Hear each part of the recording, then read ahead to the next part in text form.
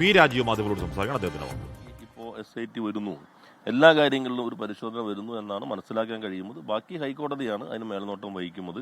ഈ ഘട്ടത്തിൽ ഗവൺമെന്റ് അത് സംബന്ധിച്ച് പ്രത്യേകമായിട്ടുള്ള അഭിപ്രായ പ്രകടനങ്ങൾ നടത്തുന്നില്ല.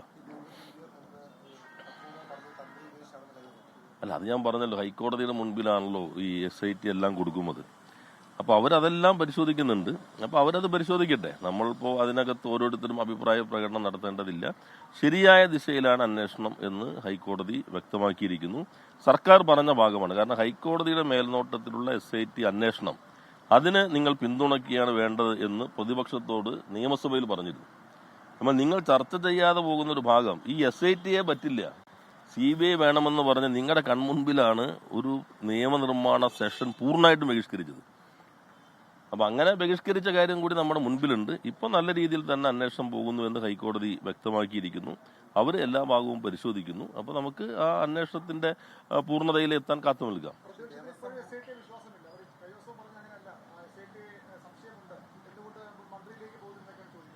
അല്ല, SIT അവരുടെ മേൽനോട്ടത്തിലല്ലല്ലോ, ഹൈക്കോടതിയുടെ മേൽനോട്ടത്തിലല്ലേ.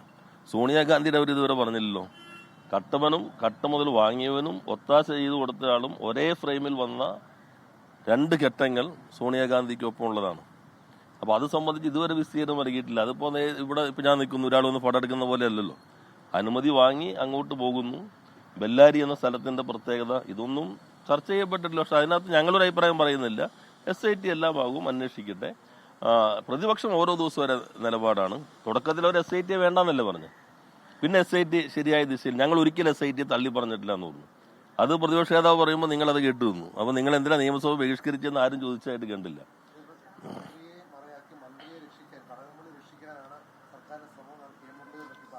അല്ല, അത് SIT ഹൈക്കോടതിന് വേണ്ടിയിട്ടില്ല. സോണിയാഗാന്ധിയെ രക്ഷപ്പെടുത്താൻ ഞങ്ങൾ പറയുന്നില്ലല്ലോ. ഇന്ത്യയിലെ ഏക രാഷ്ട്രീയ നേതാവിന്റെ ഏതെങ്കിലും ബന്ധുവിന് വിദേശത്ത് പുരാവസ്തു കച്ചവടമുള്ളത് ആരാണെന്ന് ഞങ്ങൾ പറയുന്നില്ലല്ലോ. അതൊക്കെ SIT അല്ലേ അന്വേഷിക്കണ്ടേ.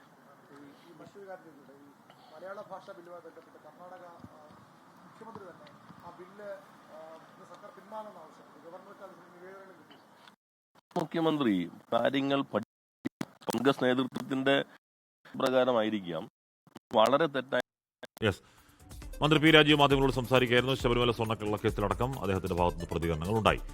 ലോകത്തെവിടെയായാലും ഏത് സമയത്തും 24 വാർത്തകളും ഓഗ്മെന്റഡ് റിയാലിറ്റി പാക്കേജുകളും എക്സ്പ്ലെയിനറുകളും വിശദമായി കാണാൻ ഞങ്ങളുടെ YouTube ചാനൽ നിങ്ങൾക്ക് സബ്സ്ക്രൈബ് ചെയ്യാം.